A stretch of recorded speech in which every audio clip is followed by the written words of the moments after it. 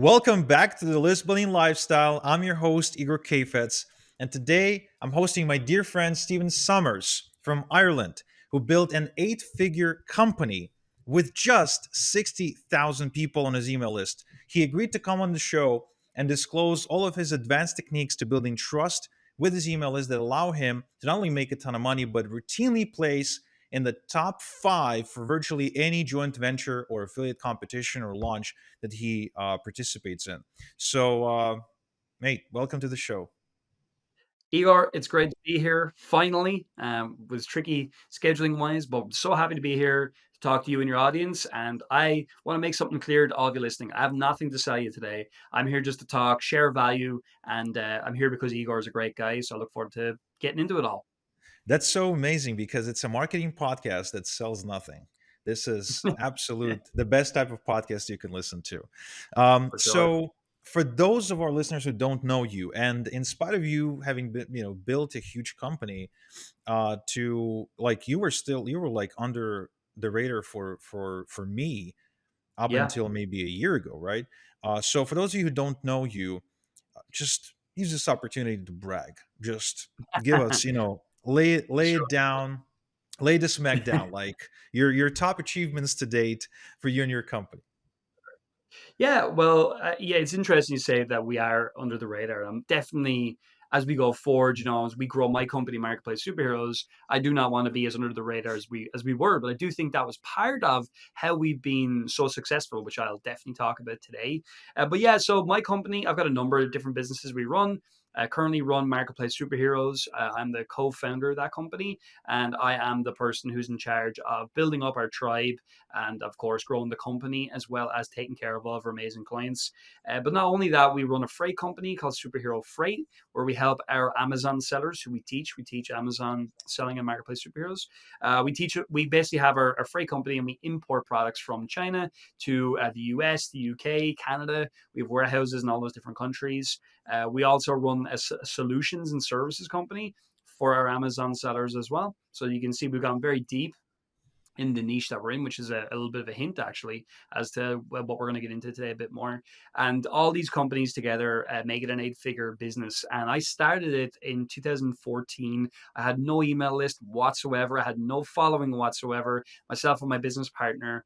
Robert Ricky, and by the way, I have other business partners now as we've grown. But my main first work wife, business partner, whatever you want to call him, Robert Ricky, and I, we started back then and yeah, we had no email list, no nothing. And we grew our email list in a variety of different methods, which we can get into, like going on podcasts, for just one example, as well as obviously using advertising as we've grown the business. And like you mentioned, yeah, we've won.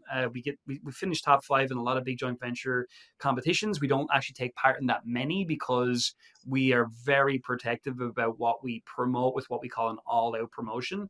But typically, yeah, like we've promoted the plan. I think we generated nearly $2 million in sales on that program on its own, with two promotions. We promoted other stuff from like Aiden Booth, like Kibo Code, stuff like that, whenever that was active, and again produced I think nearly 2 million, over $2 million in sales because we promoted it twice. So yeah, we've got a pretty serious business now, and as you mentioned, we have about 60,000 people active on our list. We're very big into list health, which we can definitely talk about again today. If I didn't clean it, there'd be 300,000 people on there, but it would be absolute nonsense because it would not be active. And any of us are in the game and we understand what we're doing. We know that that would not be a good thing. So all in all, look, I'm just a regular dude. Igor has actually helped me understand how much further ahead in a way than I think we are as we've gotten to know each other, which has been kind of a nice thing because I didn't participate in masterminds and stuff like that for so many years. And now that I am, number one, I'm learning so much and I'm meeting some amazing people. But also, it's helped me understand like we've actually achieved a lot. Like, I think we've won at least 10, and we haven't even bothered go for some more at two Comic Club Awards now. And we've won the X Award. I just literally haven't put in my application yet, but like we've done it. So we've won all those things. And really, I just stopped applying for them eventually because I just thought like it just doesn't mean that much to me anymore. What's more important is our clients and what we're doing as a business and the direction we're going. So anyway, I don't think that was a great bragging session. I'm not very good at that, but that gives you Yeah, some you're context. terrible with bragging, by the way. Just absolutely the worst. I'm Yeah, Irish. you That's should how it is, watch dude. some. We're not. some Kevin O'Leary or Donald Trump videos. Like, you need to learn from them. Okay, just make a mental note. But Absolutely. yeah, so yes, you are by far one of the most advanced info marketers slash service providers that I've ever met personally, and the to be able to produce that much revenue with a list of that size is absolutely an art form in and of itself, which I would love to get into, by the way. I know you do a lot, and you truly do a lot. You've got multiple companies, a deep product line. You're amazing at selling on webinars. You come up with these really sexy offers, and you know how to position them and everything. But let's definitely focus on your list health practices, because it is a list building podcast after all. Yeah. So you said you've got a 60,000 active person email list. If you didn't clean it, it would be 300,000, but that would be just a lot of noise and not as much result. So when you say list health, how would you define it?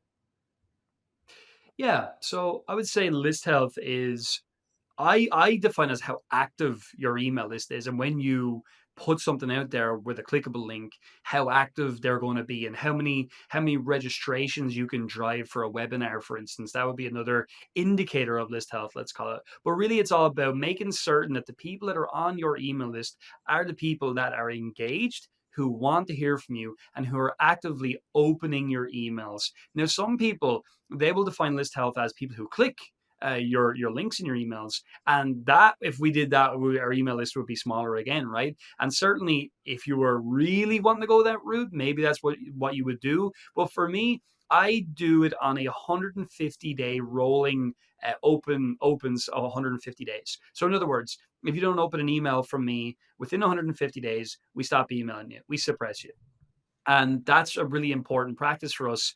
We learned a lot of this initially from a guy who's unfortunately no longer with us, a guy called Chris Lang, who taught me a lot about deliverability. And one of the things he said was 150 days. That's absolutely critical, number one. The second thing he taught me, which again is something a lot of people say they do, but they don't actually do it, and that is to get into whitelisting properly. So again, in order to have this healthy email list where people are actively engaging, they're opening, they're clicking, they clearly like what you're doing, you must have yourself in a position where you're whitelisting. So what? So whitelisting, every email marketer says, "Oh, and by the way, whitelist my email." What do people in go? What the hell is that? I have no idea what whitelisting even means, but email marketers understand what it means. So what Chris taught me to do, and I'll share with you today, which is really simple. He and some people are using this trick now, and it definitely his was show people like a little. People use gifs or gifs, whatever way you want to say it now, showing dragging that email and in Gmail, for example, from wherever into the inbox. And another thing that we showed people how to do was to create a little filter. If I'm right, it's a while since I've done this now.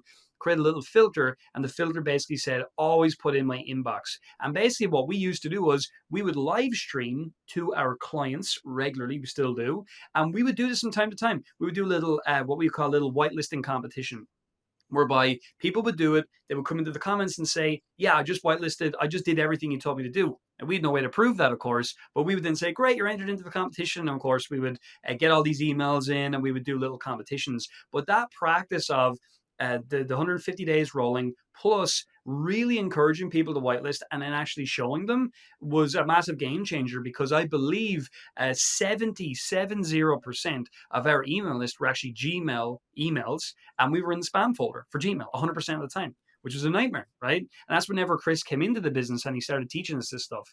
So they were two of the critical things that help with your list health, and they're the rules that you should put in place. And then really after that, the other thing that's important that Chris often talked about to me, which we do put into place, probably not as much as we used to, storytelling. So if your emails are always selling, always closing, you're going to have very bad list health. Whereas when you add in story based emails from time to time in a period where you're not promoting, for example, and there mightn't even be anything clickable in there. It might literally just be a story based email with value. By adding this in it really does help a lot with the health of your list, because people then look to you and go, "This is someone who's providing me with value." They're not constantly trying to just close me into something all the time. They're not constantly changing up all the different opportunities, so I become super confused. And so that's a critical thing of storytelling, which we can definitely chat about. But my final thing I want to tell you, which is maybe, I don't know, maybe you guys will go, "Oh yeah, of course," or maybe not, is I love seeing people unsubscribe. I love it. I'm so happy to see people unsubscribe. And every day we probably get maybe 60 or 70 unsubscribes, something like that. And I love it. And the reason I love it is because, again, it's like people are saying they're active. I don't want to be on this list anymore. No problem whatsoever. See you later. I hope everything is good with you. And so when you have all these elements together, you've got a healthy email list. And I'll just say, recently, a guy called Paul Irvine, very intelligent dude from Scotland, he took a look at our email list health using the Postmaster, Google Postmaster. And he said to me anyway, he'd never seen an email list as healthy ever in his career, which was really cool. And so it works. What I'm saying. Wow, man, this is first off so many good points, and I want to unpack some of these because like you just sort of dispense all this advice in a nonchalant way as if it's common knowledge, but I really want to like highlight a few Yes, things you said. So first and sure. foremost, you said 150 days. So if somebody's been on your list and didn't open a single email in that time frame, you're getting rid of them, you're suppressing them or moving them or unsubbing them, and I think that's a great practice. Yeah, I do think you are giving them a little bit more leeway, I guess, like because for us it's about 30 days. We're really really aggressive on this, yeah, and I think it's really important everyone gets with the program these days and does that, because back in the day this wasn't as important as it is today, because today the email yeah, yeah. volume went up, and within the span of like 30 days an average inbox is actually getting way more messages, so it's much easier for you to get blacklisted or to go to spam or to even not get delivered at all to an inbox if you're continuously sending to an inbox that doesn't recognize you, doesn't want to open your emails, because what that does, Yep. it sends now signals to Gmail and all the other services that, hey, look at that, people on their list don't seem to be opening, and that's a big deal. That alone, that tip alone, is a huge deal. And if more email marketers recognized it, that'd be great for Yeah. overall industry I practices, just right? on that, Igor, I agree. Just on that point, though, as well, we used to be 120,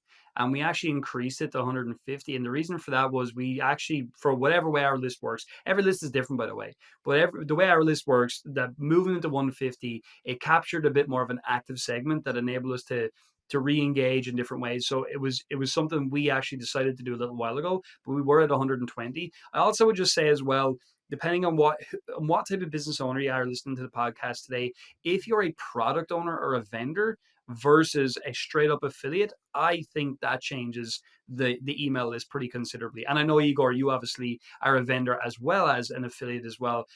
So again, and you're in a slightly different niche to me. Like I'm in the Amazon space, e-com space. You're in the internet marketing space. Like technically, I'm in the internet marketing space, but it's a little bit different, right? So I think that's an important thing for It's you different, it's listening today different. as well to understand. Yeah, no, Yeah, it's but I definitely get what you're different. It saying. definitely.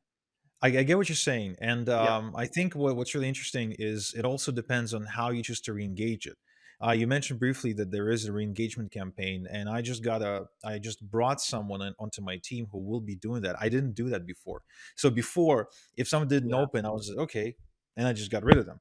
Yeah, Yeah. but Bye bye. now we're gonna start doing some actual re-engagement and see what's happening. And re-engagement means, for those of you guys listening, Yeah. could be either bribing them to open, right in the subject line, saying something like, really just ringing the bell and be like, get this for Yeah. free, or I'm bribing you, ethical bribe, whatever. Or you could actually start playing with your alias.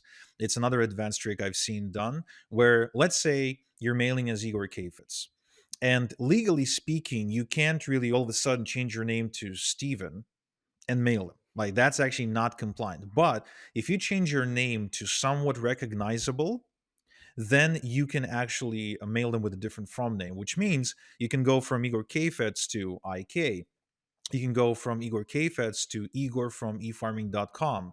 You can go from Yeah, Igor Kfets to other stuff like that, right? So as long as there's like an Igor somewhere in that from name, you're still within the legal framework. And what that allows you to yeah. do is allows you to stand out in a bit of a different way by the virtue of your from name. Do you ever do anything like that? Yeah, interesting. Not too much actually, but we have done, and it definitely works. And that's again, like, here's the thing. That's an opportunity for us as well. Definitely. I mean, I will think about that because it's like everything when you are growing. Like, there are so many tips. It's like I try to learn. I learned how to play golf, right? And in golf, like, I mean, holy crap, there's so many things you got to do to hit a good shot, and there's these things they call swing thoughts. So when you have too many swing thoughts, like, yo, where are my hands? Where's my body? Where are my hips? Where is everything? You can't hit a ball. And I think in email marketing is kind of the same thing. You can have, like, I don't know, email marketing thoughts where it's like, oh shit, like, should I have this from line today or this other one, or this link or that link? And it's kind of like what tends to happen that I see anyway, having now been in more masterminds and stuff like that, is I find that the people who are the most successful are the ones who do the simple things right all the time. So, in other words, if you're sending an email and yours right, everything you said is correct, by the way. But if you're getting your email out there, you're doing more than what most people are going to do because most people won't send the damn email, right? Especially in the affiliate game, they won't do it. But here's something I'm going to tell you all listening today. Oh, you want to come in on that? You are sorry. Yeah, I If I actually keep wanted going, to say okay, something good. because Go ahead. this week, I'm not kidding, bro. This week, I connected with three different people. One of them had a 50,000 Yeah. person email list. Another one had a 160,000. Another one had a 1.5 million. Wow. Okay. And they didn't, one of them is sending emails like once a month or once a week. Mhm. And the others don't even send emails at all. Can you Yeah, yeah, believe it? crazy. It's crazy. That's it's the craziest thing. Like, we send about 1.4 or 5 million emails a month. When you look at it all, I'm probably more than that now with the other brands and stuff that we have. And it's the biggest lifeblood of our business. Now, I will also tack on to that, and we can get into specific promotional tactics. But we added in SMS this year, and it's been a fantastic addition to our business. Adding that in along with email for specific promotions has been phenomenal, which I'm happy to chat about. But let's leave that as an open loop for a bit later on. But what I was going to say to you listening today as well to consider is this: how soon are you actually building a relationship with the people that are getting on your email list? In other words, when someone grabs your lead magnet or registers for your training, if you're doing that, or whatever the case may be, like, are you jumping on camera and then on the thank you page and be like, hey, Stephen here from whatever, hustlefreelifestyle.com, whatever, which is a brand that I own, and I love that name. So, hey, it's Stephen here from hustlefreelife.com, whatever it is. I'm really happy that you grabbed my opt in today, blah, blah, blah, blah, blah, blah, blah. But you've introduced yourself. Whereas a lot of people who want to be an affiliate marketer, because I wanted to be one when I first started before I got into selling on Amazon, but I didn't do it because I didn't have anything to share. I didn't have the confidence. I didn't understand how the whole thing worked, right? But I genuinely wanted to sell on Amazon. The point is that you should get in front of people as soon as you can. I know it can be scary getting on camera, but I'm telling you now, I think that's one of the critical reasons why people open my emails, because they know who I am. It's not like some Steven, I've never heard of you before. I grabbed a lead magnet and, like, you just had a thank you page with some text on it. No, like, you took the time to have a video. And if you're scared, get over it. That's all I'm going to tell you. Get over it, because it's such a big opportunity just to be a person. And you can really share your journey. If you're a straight up affiliate, share your journey. Like, hey, this is something that I've been doing for the last couple of years. I'm learning from amazing people in the industry, people like Igor Kifitz, people like Steven over here. These are people who I'm learning from. And what my goal is, I'm not trying to be like them. I'm trying to share with you the stuff that I'm learning, the things that make the most sense, the things that have helped me a lot. And in doing so, I'm going to talk about their different products. I'm going to talk about what they're doing. And if you see value, grab it, or whatever your script's going to be. My point is, though, get on front of people. And then when they see your name in the email inbox, they know who you are and they want to open, because, like, oh, wonder what Igor's got going on. Share parts of your life in your emails, which we can talk about. Like, people know about my family. They know I just had a child at the time of recording. They know that I like playing golf. They know that I'm into music. I used to play music, right? They know things about me. I'm a human. And I think, Igor, that's something that's missing a lot of time, is the human element, right? Yeah, I would say personality. I think you've got an amazing, super likable, super easygoing personality, both in your marketing and in Mm, real life. Like you're actually super genuine. Like the way you come across in your emails and the way you're in your real life is absolutely the same. Super genuine, excited, high energy, just somebody who's a yeah, pleasure to be around, and somebody who's sort of people orbit around him. Like you don't meet people like that too often. So I would consider that to be a superpower, because most people I meet aren't like that. But I think it sure. can be created through right writing techniques or content producing techniques. You can actually create it, and one of the things that you can create it with is storytelling. You mentioned storytelling Yeah. briefly, but I think it's such an essential part of any type of information driven business, that or even any Mm, business really, because information can be applied as a marketing tool to pretty much anything else. I mean, I learned storytelling the first time I learned the importance of it when I was listening to Dan Kennedy. I noticed he was telling lots of stories, and then he had a program which I ended up getting like a bootleg version of it, because I simply couldn't afford a program like that at the time. So I went on a torrent site and I found the recordings. It's called the Influential Writing Workshop. I don't know if have you oh, ever that's a seen great it? one. You have it? Yeah. Oh, bro, It I've is. studied Dan Kennedy heavily. Yes. Yeah, so that program was my first and only, I guess, exposure that I ever needed to storytelling. And he does such a great job breaking down everything that you need to put in your copy, stories, newsletters, emails. At the time, he didn't talk about email, but email was same as any newsletter. And it's Yeah. personality and copy. It's basically your personality. And when people talk about building a relationship with their list, the lists that lack the relationship part are usually lists that show no personality whatsoever. And what's you said something about Yeah. getting in front of people, and that's actually something I see that people refuse to do a lot, especially affiliate Yeah. marketers Yeah. who really want to be incognito, invisible, right? A lot of them actually still hold on to day jobs, and they can't Sure. risk it, because if they are discovered Sure. online, be like shooting videos, so even if you create this is where the personality stuff actually comes in, because even if you create an alias or a pen name, let's say my name is Igor Kafetz, and I can't afford to publicly post anything because the NDA on my work contract as a coder says so, right? So I can create an alias of Alan Boakman or something, and I can write as Alan, but I can still inject my personality traits into the copy. Of Talk course. about my love for video games. Talk about the challenges of parenthood, or the rough patch in my marriage that I've gone through, a couple of years ago. Like, if I talk about that, even if it's a made up person, the feelings that this stuff elicits are real, and the personality Yeah. is real too. So you end up benefiting by creating this relationship. I liked it. Yeah. And what I would say to that too is there's a great marketing uh, tip I learned years ago at an event I was at. And the guy said, don't fix it, feature it. And I really like that, because in marketing, a lot of times we try to fix things, right? Hide this or do that.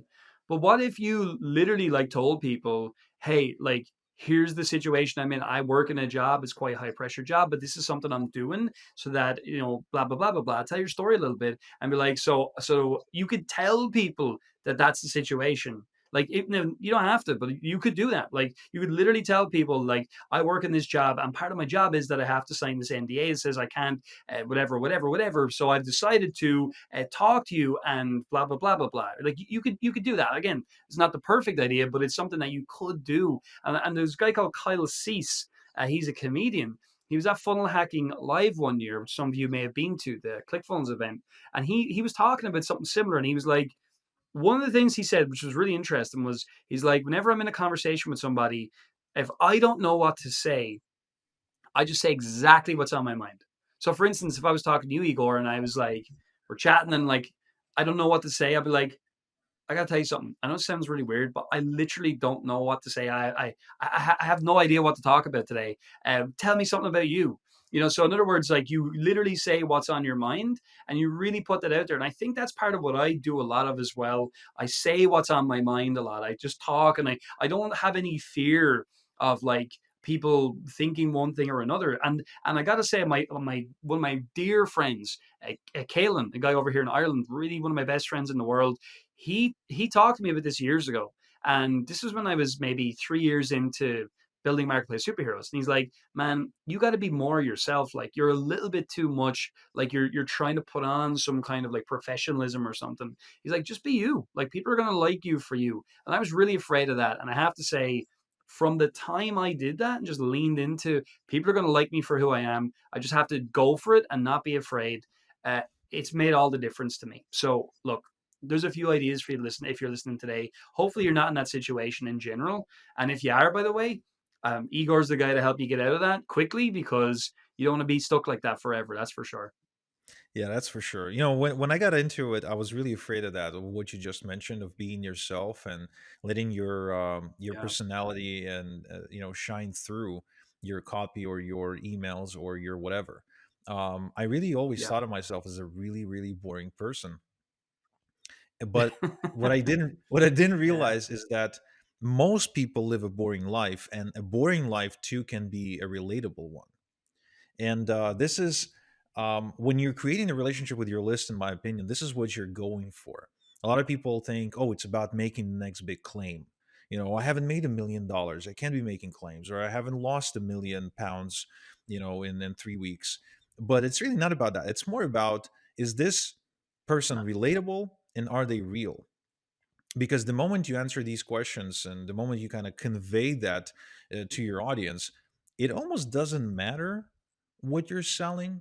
I was having a conversation a couple years back with a really famous copywriter, Paris. I don't want to butcher his last name, but Yeah. he's Greek. You know what I, I'm talking I about, know right? who you're talking about. I'm actually speaking at an event with him later this year. Later this year, yeah. Well, Yeah, next so year, so he whatever. said something that some list owners or some people who own lists, the relationship they have with their list is so good. They trust the guru so much that they can wipe their ass on a piece of paper, mail it, and they'll still make money.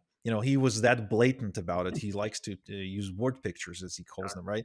Which is to say Yeah, that if you've established this trust and personality, and you're real with your list in a way where people feel you and relate to you, and they don't question your agenda, even if you're selling something, you're just openly stating that you are, and that's cool. yeah. People find you so attractive and they like you so much that they're pretty much willing to do business with you just because there's something that you offer for no other reason. Hmm. I listen. I fully agree. And people tell me all the time, Stephen and Robert, and that's my other business partner, or Stephen or whatever. Like people always say to me, I don't know why, but I can just trust you. I just know I can trust you. I've had that said to me countless times over the years, which I love, by the way. I mean, that's a huge deal because trust is everything. And I remember when I used to read all these affiliate marketing things and I never did anything with them when I first started out years ago, like Rich Jerk and all that stuff, and Yeah. all those funny programs. A lot of those guys were talking about trust, right?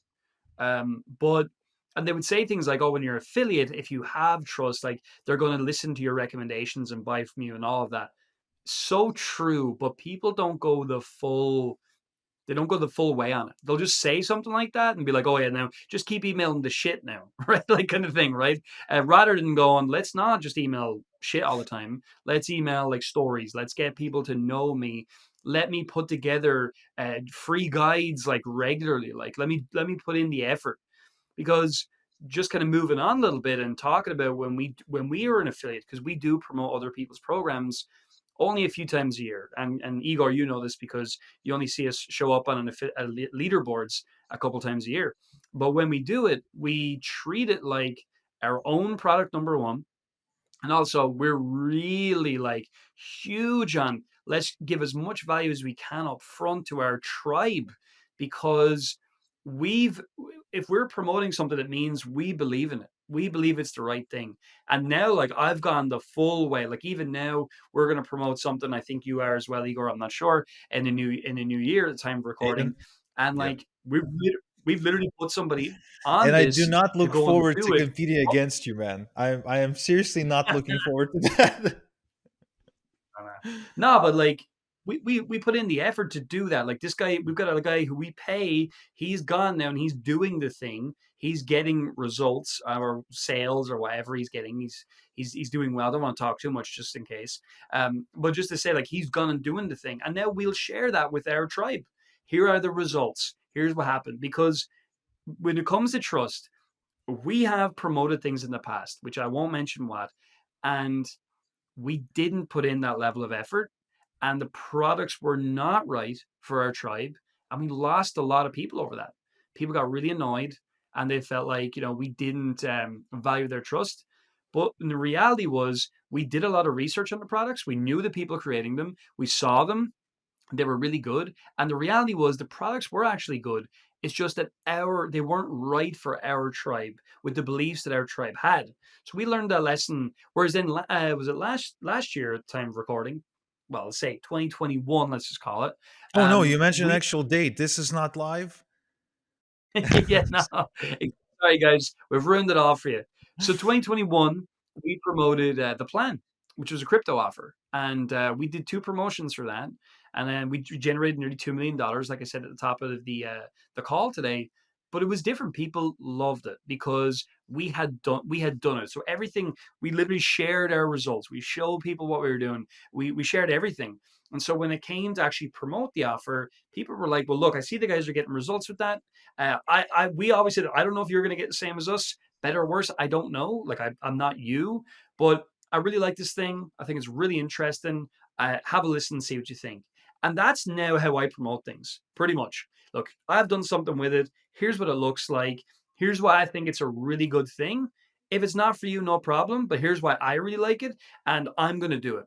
Because if I'm not doing it, well, then why the hell would I ask them to do it? And that's another thing that bothers me in general about the industry. There's just a lot of people are like, give me the links, I'll promote it. And it's like, but have you like looked into the product? Have you done your due diligence? Because if you lose the trust of the people, and I don't call it list, by the way, and it's cool if you do call it list. I have no problem with that, but I call it a tribe. If you lose the trust with the tribe, it is game over for you. Like there's a certain somebody who is in our industry and was recently got into some trouble with the authorities, and that person's done now. It's game over for that person. From a public perspective. You know. Yeah, yeah, I know who you're talking about. And yeah, it does happen. Mhm. It does happen. And I like that you Does. call your list a Yeah. tribe. I think it really shows how you treat them too. I don't remember where I read it, but I think Mark Manson said it in his book, The Subtle Art of Not Models. Giving a Fuck. Was it? Mark Manson. Yeah, I think he wrote Great. something about the solution to all of your life's problems is to start a cult, you know. But the cult is too powerful of a word with a negative connotation. I think a tribe is a much better word.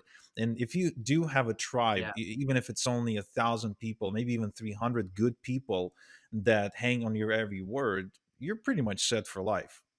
Now you managed to build a tribe Huge. much larger than that, and obviously your results are showing, and it's amazing, man. Like you're a true role model who leads the way for this industry that we should all learn from. And I'm really grateful for you to have spent time on the show a little bit, breaking things down for us. Well, look, that's very nice of you to say. I'm happy to. I love talking about this stuff, as you can probably guess, and I talk all day about it because I just am passionate about it. I'm passionate about the people that we work with and we serve.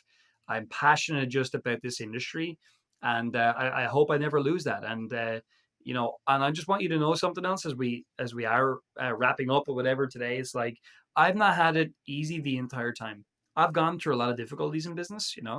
Even as much as last year, we had issues post COVID, with our freight company and stuff like that. And like I talk about these things, like I'm transparent with my tribe. I tell people what's going on.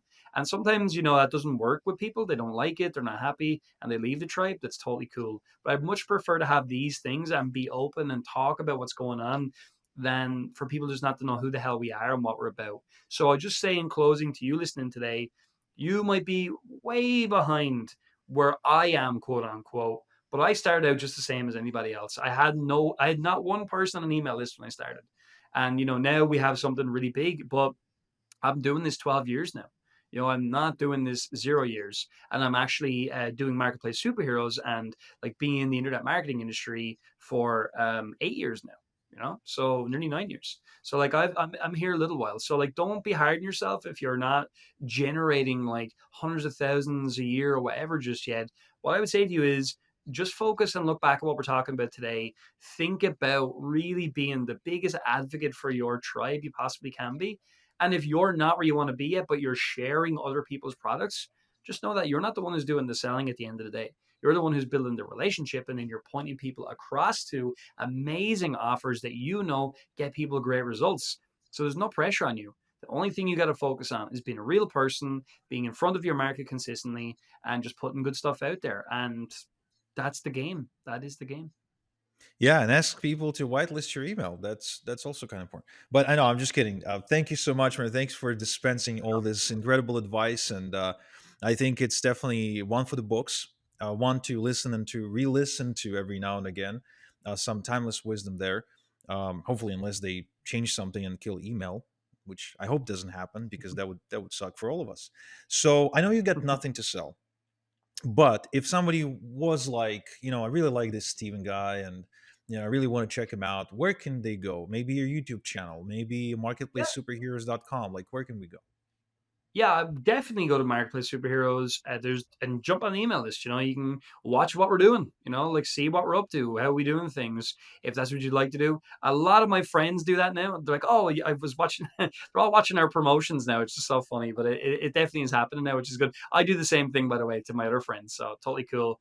So feel free to do that. And yeah, your YouTube channel. It's all obviously us teaching our various Amazon models that we do. But like, I think you'll get an education by just looking at what we do and how we do it, and definitely watch we do a monthly promotion most months for something, be it our own programs or and from time to time somebody else's. And I do think you'll learn a lot there because I have learned a lot from others and I continue to do so. I still have mentors, I still have coaches, I am still learning just like you are. So yeah, go there, check it out. And I am considering building this website, hustlefreelife.com, which I bought the domain. I kind of like that name, but there's nothing on there yet. But that's something in the future. Who knows if this is a time capsule? Maybe I'll have done something in the future, and you can check it out then. So there you go. All right, man. Well, you got it. Thank you so much again for taking the time. I know it's like anytime I hit you up, you're like either hosting a webinar or building an offer on a webinar. Like there's always something happening with you. You're so active, and it's really incredible to watch you work. And yes, I'm on your list, and I spy on what you do. So there we go, guys.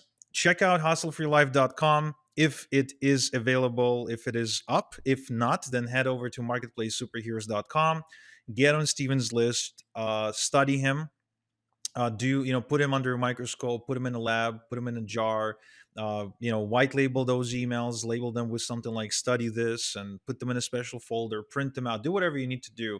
This guy knows exactly what he's doing, and he's a true powerhouse in our industry that's now grown to a size much larger than some of the people that I've been following for decades. So Steven, again, thanks so much for taking the time for to record this episode, and until next time we chat, have a good one.